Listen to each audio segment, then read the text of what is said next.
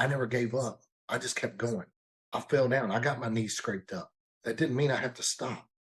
And where you guys had your families that set them up really nice for their life, they had a very easy road to it. They didn't have to struggle. They didn't have to fight for it. They didn't have leadership, which is huge. Leadership is everything. But, you know, it goes down to the must be nice thing. And I hear that quite often with a lot of people that come in. So I tell them straight to their face, you're damn right it's nice. You weren't with me when I fell down. You weren't with me when I didn't know where my next money was coming in at, and I didn't know if I was going to be able to pay my electric bill. You didn't know whenever I struggled my butt off because I didn't think that my vehicle was going to make it to and from, and I had to walk 4.5 miles to work, and we didn't have electric sometimes or AC in the house or food coming on the table, or when my shoes got duct taped together because we only got one pair of shoes a year and I was a rough ass kid. Like you weren't there for this. So you're damn right it is nice. And yes, I'm enjoying the shit out of this right now. And that's my answer to every single one. Welcome to this episode of Thundercast. Today we have the marvelous, amazing Steve Craven, and he has a company called Alpha Agencies. He also has a podcast called Pressure. He owns 3 businesses. He buys and sells companies. He invests in companies, and he also does personal growth. Steve, how's it going? What is up, my man, Doug? How you doing, brother? You know, I'm hanging in there. It's good days, bad days, and busy days, and today's all 3. You know, the best part about that is you would never have a good day without a bad day, and you will never accept an easy day without a busy day. I completely agree. So, why don't you tell us real quick, why did you decide to go into business for yourself the very first time? Like, what was the impetus? So we'll start back a little bit, and I've discussed this on one of my previous podcasts, but we'll start back a little bit. I come from a different shade of a tree, so to speak, than a lot of people that we run around with. A lot of people came up with the nice home, mediocre family, mom and dad works and so on and so forth. Well, I didn't have that option. I came from more of a broken home, very unto-do, no money, not sure where the next meal was coming from, one pair of shoes a year. And there was just things about me that I seen growing up. I grew up in a neighborhood where there was a lot of drugs. I grew up where there was a lot of crime. I went to 7 different elementary schools in 5 years. I just was very unstable, but I got a taste of the good life. And when I met a few buddies of mine in middle school that I seen how well-to-do their families were, I knew right then that I had a bigger goal in mind in middle school. So what I did, and this is what kind of started my entrepreneurship. In 6th grade, I was cutting some grass, and I took the grass money that I got, which was about $30, and I went to the dollar store. And at the dollar store, they had 8 candy bars for $1. And so I knew in school that you could not buy candy bars or sodas or anything in school, during school hours. After hours, you're welcome to go and grab that. Well, I was Candyman during the day at school, and I would have my whole hoodie full of candy bars or my backpack full of candy bars, and I'd sell them for $1 a piece in the hallways during school hours. And that's how I got my start in entrepreneurship. And I seen how quick I could grow my money. I was 8 times in my money at 11 years old. And I just learned then that, I knew I had something I needed to figure out. So, that's where my start came from. That's crazy. So how'd you make the leap from selling illegal candy in school over to real business, incorporating? And what was your first business? Well, and I'll tell you, so my first business was a lawn care company. But before I got into that, I had one dream job. Well, I'm from Louisville, Kentucky. And Louisville, Kentucky, the big 2 jobs here to have, if you're going to have like just that modern, really nice, very simple life, is working at Ford Motor Plant, which that's where they build the trucks and SUVs for Ford Motor Company, and UPS. And if you don't get into one of those 2 jobs, I mean, we have Humana and we have a few other things here, you really had to have that cookie cutter 9 to 5. So everybody goes through that point in their life where it was kind of like, if I can only get this, I would be good. If I can only accomplish this goal, this will set my whole life up. And I had to go through that phase. I had a lot of excuses for a while that I had to check my own shit. And then that's what it really initially took. But fast forwarding a little bit, I started my lawn care company right after I kind of finished working for the man, so to speak. And I built that up in a matter of, it took me about 4 years, but I had 134 accounts. I had 3 trucks and trailers going. I was 23 years old at this time. I was making a nice, $200,000 a year. Wasn't asking anybody for anything, helping my family kind of get on their feet a little bit from where they were a product of their environment, where I never felt like I was a product of that environment. My family stayed in the hood where I had no interest in being, or they, really didn't mind being in the situation they were in. Now, my brother excelled fairly quickly and got his feet underneath of him and took off running as well, which is great. But so my lawn care company kind of took off really good and done really well for about 2.5 years, and I was very proud of that one. You brought up something earlier about checking your own shit. This is certainly true for me. I have always been the biggest obstacle to my success. What kind of stuff did you have to overcome to be successful? That's a fantastic question. But before I answer that question for you, Doug, what do you do to check your own shit? I don't lie to myself anymore. That's that's brilliant. So let me tell you what I do every morning. The first thing in the morning, before I grab my phone, before I do anything, I look at myself in the morning, first thing, and say, here's what we're doing today. This is what, and I lay my boundaries down first thing in the morning. This is what we're doing, no matter what. If I don't have a plan for the day, we're going to go out here. We got shit to do. And that's just how I start my day every day. I have that come to Jesus meeting with myself every single day. I don't have time for the games. I don't have time for excuses. God woke me up this morning. Thank you very much. Now it's time to get it. Yeah. But checking my own shit kind of started back when I made every excuse in the world for everything. So I'll give you a little more background on me, Doug. I'm a high school dropout in the 9th grade. But it wasn't my fault, Doug. It was everybody else's fault, right? I had an excuse for everything. I had some okay jobs, and at 16, 17, 18 years old, I had some okay jobs that made decent money. But I had an excuse of why I lost those jobs every single time, and it was somebody else's fault every single time. I had to figure out a way to check my own shit. And it got to that point to where, if this tells you the kind of person I am, this doesn't make the most ethical sense to a lot of people, but it made a lot of sense to me. So at 14 years old, and I just turned 15, I was still in high school at this point, and I was playing basketball. Things were going really well for me. And there was a bunch of warehouses opening up about 10 miles from my house, but I was still living in the hood. And I was like, man, I got to get out of this neighborhood. There are drugs. It is just bad. And I knew that I was never going to get a real chance and a real life unless I got out of this neighborhood. And just the people, just everything. I can tell you at 7, 8 years old, I got our door kicked in, and me and my brother, I got my jaw fractured while they broke in our house and beat the crap out of me and my brother while they were just trying to rob our house. The list just goes on and on. But just got to a point where I realized at 14 years old and just turning 15 years old that I needed to figure something out. So I go to the warehouses and I tell them I just turned 18 years old. I don't have my license yet because literally I just turned 18. And it just so happened to come in March where my birthday is, and got this job. And I landed this job making $13.85 an hour at 15 years old. And I'm telling you right now, I thought that I had hit the holy grail, buddy. I'm set for life. And I lied on that to kind of get out of the hood and get out of that.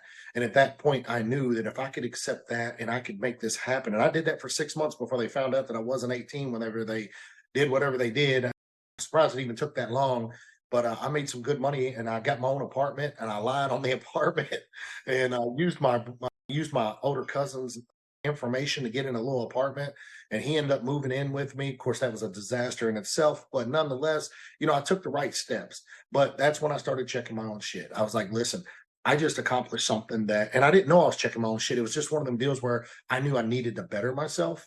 I just didn't know that I was doing exactly what I was really doing. And that's, I woke up every day and said, look, yeah, you got 3 hours of sleep last night. Come on, it's time to go. You did a great job of illustrating there's a duality or maybe a contradiction in people who are successful, because people who really struggle can make the best entrepreneurs. The flip side of that is some people who really struggle can never get started. And it's just from my perspective, and I'd love to hear your opinion on it. It's just being responsible for yourself and your actions and your situation. It's kind of funny you say that, but not funny. I read something, and this has been many years back, but I just did a video. I do my live videos a lot on Facebook and, so on and so forth. But information changes situations, and I just did this video talking about with the right information, it could change your situation, good or bad. And this is the reality of everything that we come into every single year, day, hour, minute. You're talking to your mother, your girlfriend, a person you just met at the gas station. Any bit of information can change your situation at any time. And what I mean by that is with the wrong information, it could really mess your business up, but with the right information, it could, catapult you to the next level. It also goes into a personal level. With the wrong information, it can mess up your whole relationship. If you found out by Joe Blow that your girlfriend is out with someone else, but with the right information, you find out that it's just a coworker that you already knew about. So, it's real simple that information can change your whole situation, regardless of what it's going down to. It could be faith-based work on your family. It could be on a financial statement side of it. It could be your fitness side. If someone tells you that what you're doing to better your health is progressing for you, but it's not really working for you, it's actually working backwards for you. That's another thing that could make same things go south for you as well. But information changes situations. And the reason what I mean by that as well is not having the information offered to the right people still have a negative outcome. There's many entrepreneurs that are in this world right now that have no clue that they're entrepreneurs.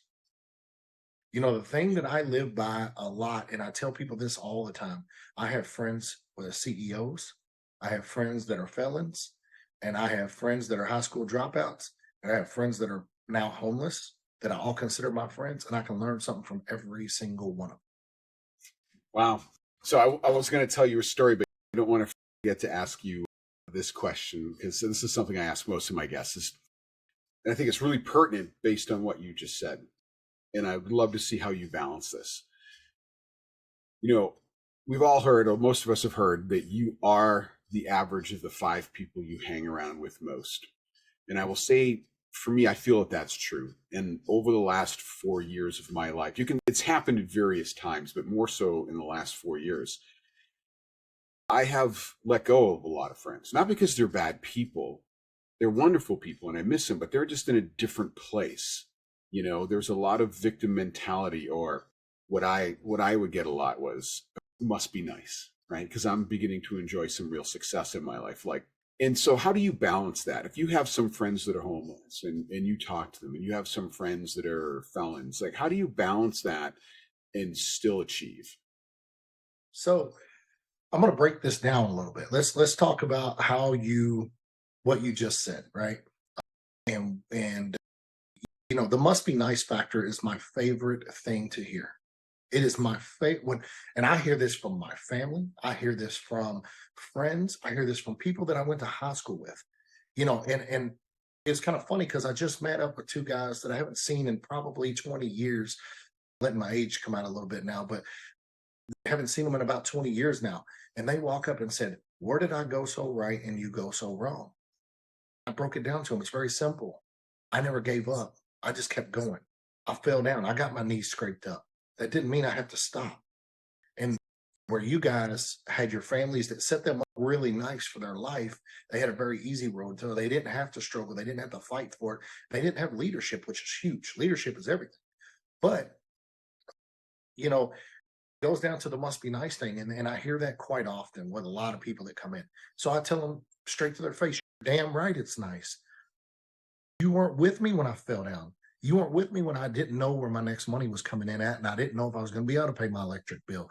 You didn't know whenever I struggled my butt off because I didn't think that my vehicle was going to make it to and from, and I had to walk 4.5 miles to work, and we didn't have electric sometimes, or AC in the house, or food coming on the table, or when my shoes got duct taped together because we only got one pair of shoes a year and I was a rough ass kid. Like, you weren't there for this. So you're damn right it is nice. And yes, I'm enjoying the shit out of this right now. And that's my answer to every single one of them. Yeah, I like that. I think that this is misconception among, people who don't own businesses, who have never owned businesses. Like somehow, oh, you own a business, you're instantly wealthy or you're instantly successful. And, while that does happen, it's incredibly rare. The vast majority of people that go into business fail.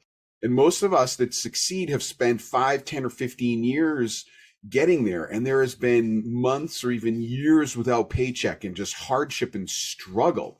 I mean, it's a slog, right?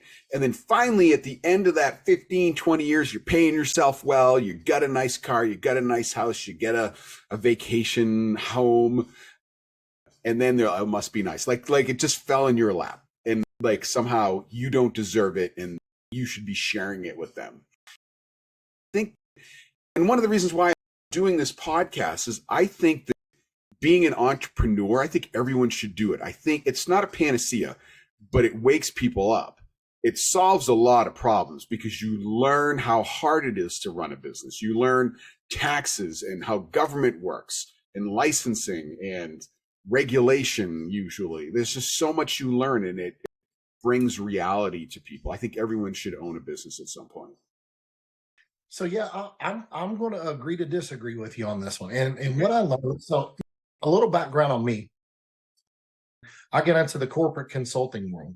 So long story short, I worked with a company when I went to the corporate side of it after I finished a double master's degree and decided that I needed to check my own shit, and figured out that I needed to probably go to college. And so I did that.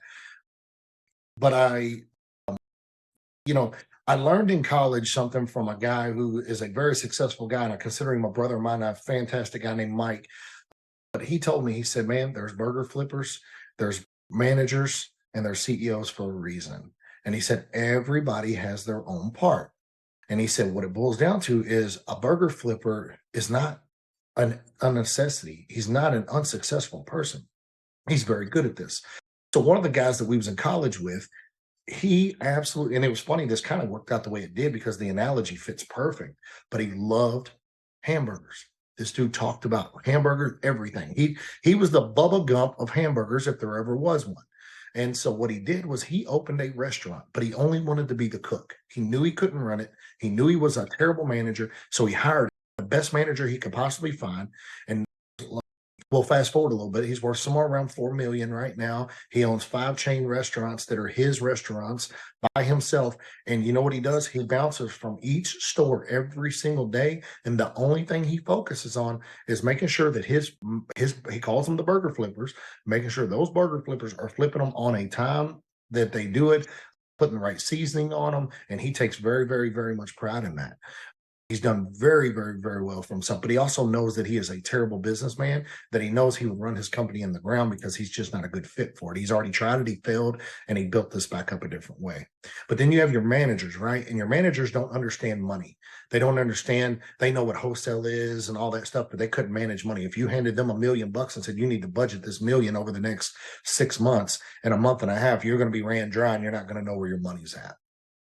This is just a product of what it is, but they're fantastic managing teams, or they're fantastic putting processes in place, or they're fantastic with systems, or they're fantastic with marketing, and they're understanding how to make the right people do the right things or make the machine do what the machine needs to do. But as far as the total skill on the back end that you and I see on a daily basis of, oh shit, where are we going to get this next month's paycheck or this next month's rent, or, how do we scale to this next level? They don't have that mindset, right?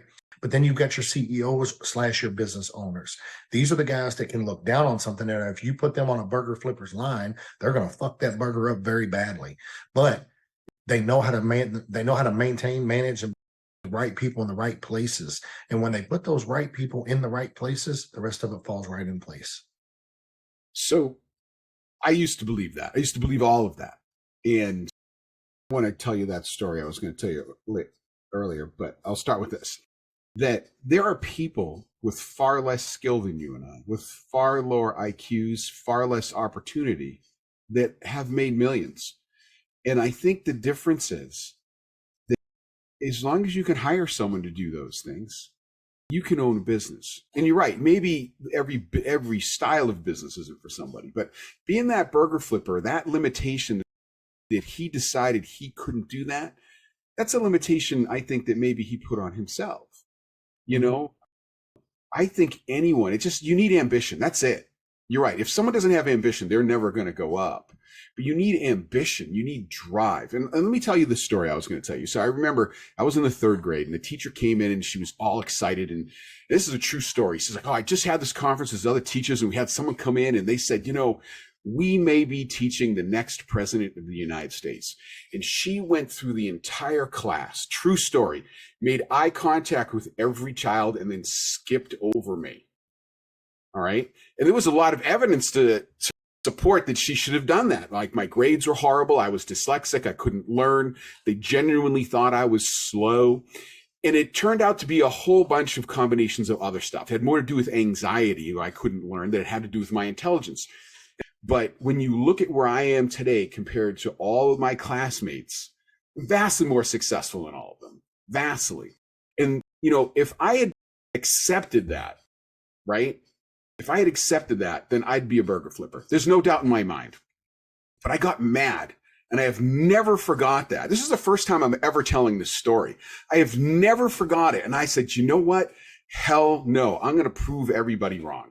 Now, did I become president of the United States? No, that was not my goal, but I was going to own a business. And I have, you know, 3 or 4 companies that have failed before the one I'm in now, but I never quit. And that was it. Like, I was the slow kid. I was the dumb kid. I had no social skills, right? That's how I was labeled. And now no one would know that if they hadn't seen me back then. I mean, today there's just no way. I think that if someone really wants to do it, and if someone's listening to this podcast and you are a burger flipper, and maybe you're a janitor, it's like, look, there's more opportunity available today than there has ever been. Anyone can open a YouTube channel, and if you just post every day and train yourself a little bit every day, there's no reason why you can't get monetized. It's just drive and consistency. Yeah, and that's, it's so one and the same in this situation, Doug. I'm going to go back on my middle school teacher. It was a very, very, very similar situation to yours. But she broke down that there's going to be people in the room that are going to be presidents of companies. There's going to be people that's going to be own companies. There's going to be people that's going to work for the man, so to speak. But then there's going to be people like Mr. Craven that will be a nobody. That's a product of where his family comes from. And it's because my brother was kind of a wrecking ball inside of the school. I definitely fit the agenda of continuing that same path down the same road. My mom came into the school a few times and caused a lot of havoc because of things that didn't go my way or my brother's way. And the list went on. But, I learned this at a very young age, and it was kind of funny that I didn't realize what I know now, but it is the truth of it. But she pushed college on everybody. You're never going to make it in college. And college was everything when I was, growing up, because it was that was the new and upcoming thing. Everybody needed to be pushed to go to college. And so she kind of did the same thing. She skipped over me and 3 other guys in the class. And then she came back and said, the 3 or 4 guys that did not get, brought up, you need to figure out where your destiny is, because I can tell you the direction you're going now, you'll be in jail. And she called us right out. And my mom was furious over that. But I came back in the next day and I sit at home and I thought about this all night. I didn't go out and play like I normally do and nothing. And I'm ADD like nobody's business. I mean, my ADD is so bad that I'm telling you, if me and you was talking right here on this podcast and somebody was sitting next to me right now tapping a pencil, my focus would be over there and I would lose all train of thought of what you and I are sitting here discussing right now. It's just terrible. But I use that as a as a positive thing. That's why I'm successful in business. That's how I've managed everything I've done. But the analogy that I gave that teacher was this. I said, let me guess, I could end up being the garbage man, because she used to use the garbage man for everything. You're going to end up being the garbage man if you keep doing what you're doing and blah, blah, blah. You're going to end up in the garbage man.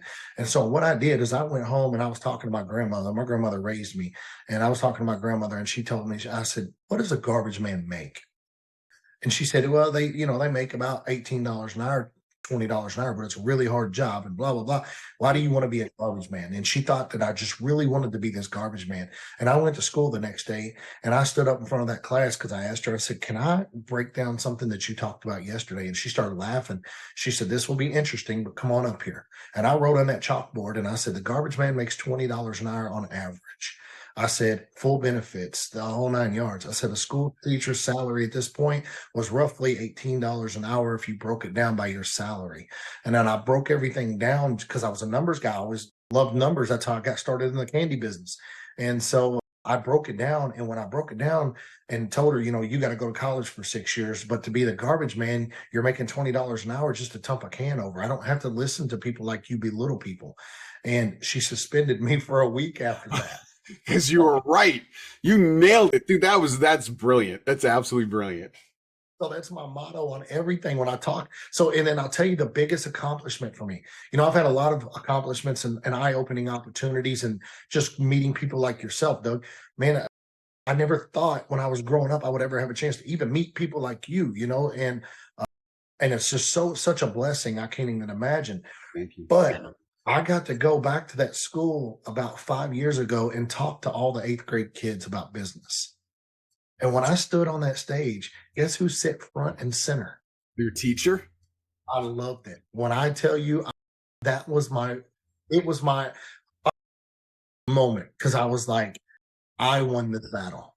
Right. And afterwards, she came up and talked to me like I was the star student in her class.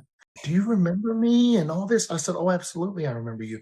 And I just had to do it because I didn't have no other choice. But I said, do you remember my analogy of the garbage man ain't so bad after all? And when I said that, she looked at me with her eyes as big around as golf balls. I was like, this is awesome. That was my one blow that I was able to give back. But then after that, her and I talked for a good hour and she was like, I just can't believe how far you came. And she was very, very nice afterwards to the point where her and I are now social media contacts. And she even, comments on my stuff. And it's just really cool how life turns into that, because I took such a negative situation that she turned into a negative situation and now ended up being a really nice person. Right. Right. No, that's an awesome story. But I like your analogy, right? Because it doesn't matter what you do if you're making good money and then you're investing that money appropriately, right? There's so many ways and places to put that money where you can retire on it. And, if you're in your 20s and you're putting away $134 a month, you can retire with $2 million, right? A little over $1 million to $2 million, depending on how long you let it sit there and before you start drawing on it. That's a crazy number. It's a crazy number. You only have to put it away, I think, for 13 years. You can just let it coast and it gets to $1 million. Yeah. Right? I mean, if you're a young person listening, start putting away $135 a month. I mean, really stop using Uber Eats, stop Ubering. Go out to eat twice less a month. And you'll be fine. And it's funny that you say that too on that side of it, man, because I learned that at a very after age, got into buying and selling some cars, but I used to take $200 from every single car that I sold and just throw it in a bank account. And at that point, I was very frugal with my money because I wasn't making very much at all. My rent was $650 a month and I was struggling to make that, but it was mine. And I loved my home because it was mine. I did this. This was my accomplishment. I got out of the hood. I lived in a really good neighborhood. It was a 2-bedroom, 1-bath. It was 602 square foot. But I'm telling you, you couldn't tell me I didn't live in 10,000 square foot mansion. Yeah, I just felt like I was on cloud 9. I made it. I'm in a very nice neighborhood and it was just great. But yeah, it's kind of that similar situation when, you just felt like that you got that upper level on it all. It was just awesome. Right. Yeah, no, you got to have goals, man. You got to have goals. And when you get there, you got to reach for something else. So what I do on a goal basis, and this is just me personally, but I set 2 goals in place at all times. I set a reachable goal and I set a non-reachable goal. But in my non-reachable goal is the one I go after. Every single time I hit my reachable goal and I hit it 10 times faster than I ever thought I would because I put my reachable goal to the side and focus on my non-reachable goal. And before I know it, I've already reached my reachable goal and I'm way closer to my non-reachable goal than I ever thought I could. And in fact, I'm 12 years total into the entrepreneur side of it, and I've hit every 20-year goal that I thought I had in place at probably 7 or 8 years. In my car lot, I'm also in the car business as well. In my car lot, I hit my 5-year goal in a year and a half, and just the list just kind of goes on. When I put something in front of me, I'm kind of like a bull. I'm coming after. Wow. No, man, that's amazing. Like we've spoken before, and I'm just absolutely blown away at all the businesses you have and all the success you have. It's so impressive. I mean, honestly, I look up to you. You know, you're doing things that I want to do at some point, you know, because business never stops, right? I mean, the real goal, right, is try to explain to people that there are kind of levels in business, right? You can be a sole proprietor, and just because you have an LLC doesn't mean you're operating at your highest capacity. Yeah, you're technically a business, but I know a lot of people, and I tend to agree with this, is you don't know what it's like to run a business until you have to make payroll. But there's levels above that, because if you're working in your business, right, it really makes it hard to achieve escape velocity, to have true success, or even get away from it, go on vacation. The goal is to eventually have someone managing that business for you so you can open other ones. And that's really where I want to be, you know. And I just look at you and everything that you've done. I'm just so impressed with it. Well, thank you. Well, I will tell you too. And so again, you would never make this mistake, but I see a lot of guys. So the businesses that I focus on purchasing or investing in are normally the trades. These are the guys that make a lot of money really quick, but have no idea what to do with this money. So they drink, they buy nice, extravagant stuff that's going to devalue or depreciate. They don't write anything off. They don't have the right systems in place. As long as that phone's ringing, they don't care who gets what and when and how. As long as the work gets done and the check comes in on Friday, they don't care what about next Friday. They don't even care about that. You know, it's a very close, similar thing. But those are also the quickest guys to try to walk away from their company, because now they're like, you know what? I built this. Now I'm ready to do something else. I'm going to hire Joe Blow to come over here because he's an electrician and he's just going to run my whole company. I'm walking away. I see this stuff almost monthly, where they let one of an employee run the company and he completely just destroys their business because they wanted to walk away and try to do something else. So then they take their funds, their nest egg out of their successful company, try to throw it into and I'm a product of this. I've done this, but try to throw it into another business before that business was stable enough to do it, and just kind of walk away from it. Yeah. And they fail every single time when they do it. And then it is a absolute duck hunt to try to get everything back in place again. Once that happens, it's a mess. And most of the time, and I'll comfortably say 60% of the time, those people go out of business because, I mean, there's a guy that I'm working with now.